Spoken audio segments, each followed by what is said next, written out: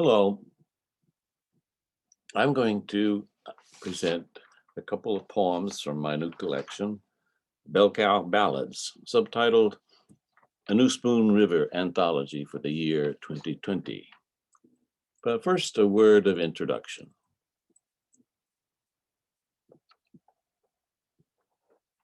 Edgar Lee Masters' Spoon River Anthology, first published in 1915, embodied a brilliant idea that is the secret of its long success. The idea is classical and very old.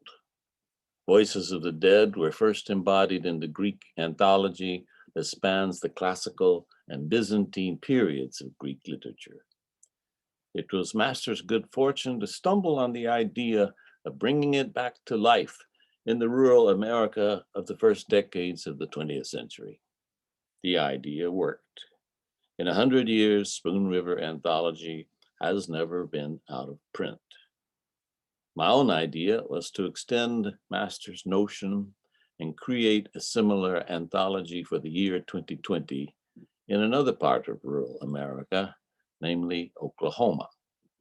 Though my book comes after Masters, it doesn't follow it in any other way.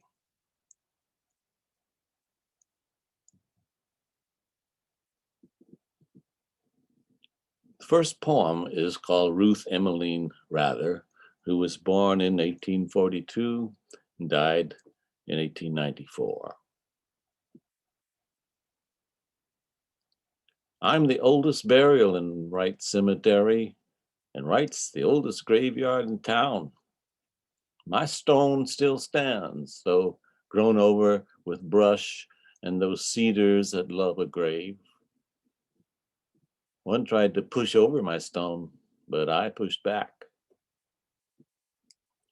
We lived a mile north of Chandler, me and the man I married.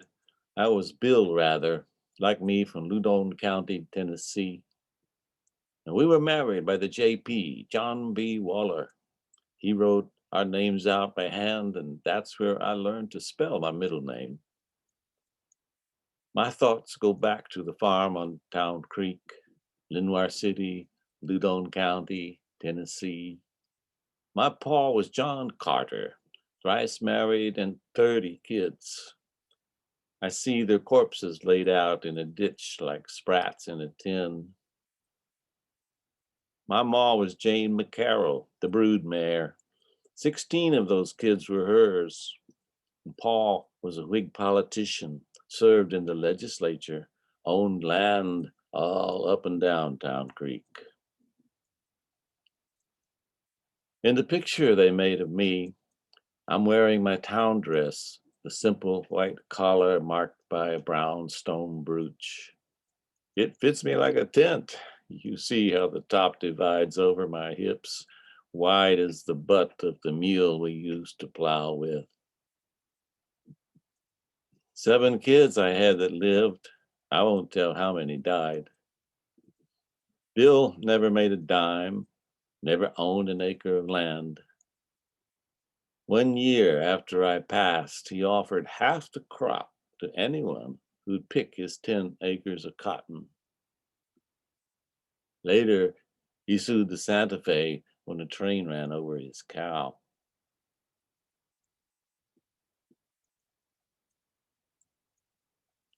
And there she is, Ruth Emmeline Carter, in her dress.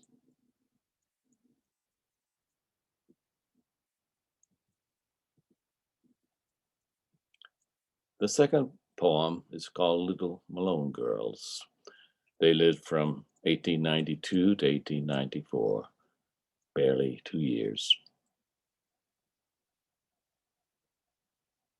We were toddlers, our graves unmarked, our voices stilled, daughters of Belinda Malone, nieces of Sarah Galloway, later a name in lights on the New York stage.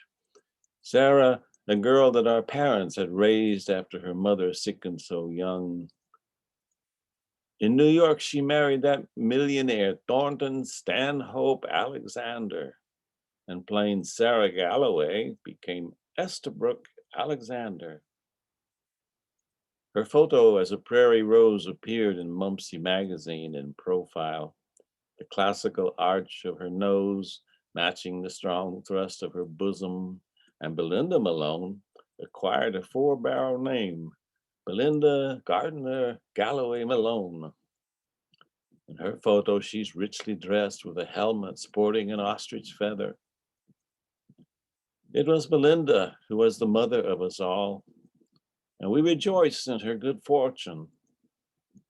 But we've never understood why she didn't return and erect a marker on our graves.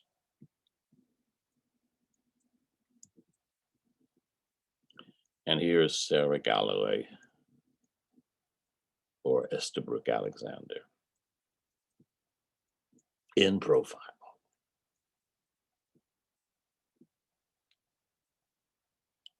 Thank you for your attention.